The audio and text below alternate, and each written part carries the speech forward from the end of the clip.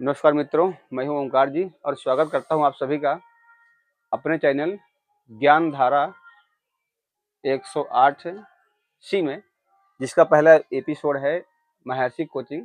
और हम लोग यहां पर बेसिक कॉन्सेप्ट मैथ और इंग्लिश के सीख रहे हैं कि हम लोग कैसे समझते हैं कि इंग्लिश हमारे समझ में आती है कि नहीं, या मैथ हमारे समझ में आती है कि नहीं। इसी कड़ी में हम आज आज आप लोगों के सामने एक प्रयोग लेके आए हैं अंग्रेजी का, जो बहुत ही बेसिक है। क्लास 2, 3, 4, 5, 6, 7 तक सभी लोग पढ़ते हैं अच्छे से। तो दोज का प्रयोग हम कैसे करते हैं और किन परिस्थितियों में करते हैं, किन कंडीशन में करते हैं। साथ ही मैंने यहाँ से लिखा हुआ है, अगर आपको बिल्कुल भी नहीं आता है तो नो डाउट कि आपको आ जाएगा, बस आप वीडियो को थोड़ा सा समझ के देखिएगा, पॉज करके आराम आराम से। यहाँ पे लिखा है दोज, THOS, दोज माने होता है वे। उसके बाद एक हेल्पिंग वर्ब है ARE, माने हैं। इन दोनों के कॉम्बिनेशन से हम लोग जो है इसका प्रयोग पढ़ लेते हैं। आइए समझते हैं कि कहाँ पर दोज का प्रयोग कर सकते हैं। तो यहाँ पे लिखा है दोज का प्रयोग। अब उसकी ये पहचान समझ लीजिए आप कि कहाँ-कहाँ हम कर सकते हैं। तो लिखा है दोज का प्रयोग बहुवचन की दूर की वस्तुओं को इशारे के लिए किया जाता है। कहाँ किया जाता है? दोज का प्रयोग बहुवचन की दूर की वस्तुओं को इशारे के लिए किया जाता है। आइए समझते हैं। मान लीजिए हमारे पास कुछ दूर पर 4 किताब पड़ी है, तो हम उसको इशारे में बोलेंगे वे किताबें हैं। और हमसे कुछ दूर पर अगर 4 कलम रखी है, 5 कलम रखी है, तो हम बोलेंगे वे कलमें हैं। तो मतलब ये हो गया कि जो वस्तु है वो एक से अधिक है, बहुवचन में है। तो इन कंडीशन हम लोग जो है दोज का प्रयोग कर लेते हैं।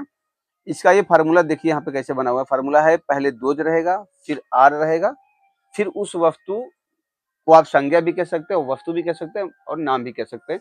हालांकि कहीं कहीं हो सकता है आपको मिल जाए यहाँ पर कर्म या शेष वाली बात मिल जाए, लेकिन ये जो चीज मैंने लिखा ये आपकी समझ में आएगा कि यहाँ पे क्या रखें।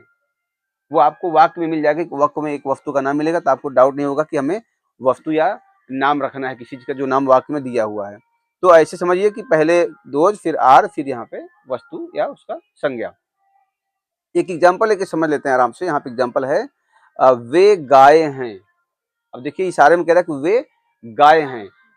इशारा हो गया वे, और गाय कितनी है? एक से अधिक है, तभी तो गाय कहा गया, वरना गाय कहा जाता। तो इसका देखिए कैसे यहाँ पे बना है कि पहले दोज लिखा गया, फिर आर लिखा गया, फिर काऊ लिखा गया तीसरे नंबर पे, और काऊ में यस लगाया गया क्योंकि वस्तु जो है बहुवचन में है। तो इस तरीके से आप बहुत सारे वाक्य बना सकते हैं। वे कुत्ते हैं तो 2000 डॉग्स, बिल्लियां हैं तो 2000 कैट्स। आप जितने वाक्य चाहो बहुत ही आराम से अपने विवेक से बना सकते हैं।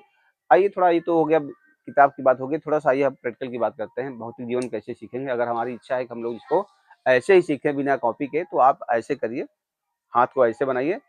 जैसे अपने यहाँ वैदिक धर्मशास्त्रों में ऐसा बताया जाता है कि मंत्र पढ़े लिख पढ़े हम लोग ऐसे करते हैं। और इस पर जो बड़ी उंगली है आप इसको दोज मान लीजिए, उसके बाद वाली उंगली को आप आर मान लीजिए। तो ये दोज और आर हमेशा फिक्स रहेगा, हमेशा वही रहेगा, those are those are.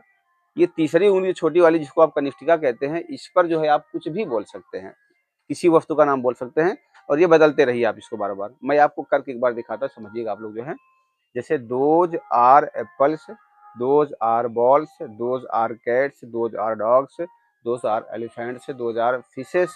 In this way you can speak many sentences like me if you want। अगर आप चाहते हो तो मेरे जैसे आप बहुत सारे वाक्य बना लेते हैं। तो देखा साथियों, हम लोगों ने कितनी आसानी से दोज के प्रयोग को समझ लिया है। आशा करता हूँ कि आप सबको बहुत ही अच्छे से समझ में आया होगा। अगर नहीं समझ में आया, किसी बात की डाउट रह गई है, तो एक बारी जो है आप हमसे कमेंट करके बात कर सकते हैं। चलिए आज के इस सेशन में इतना ही। मिलते हैं अगली बार दूसरी वीडियो में। तब तक के लिए नमस्कार।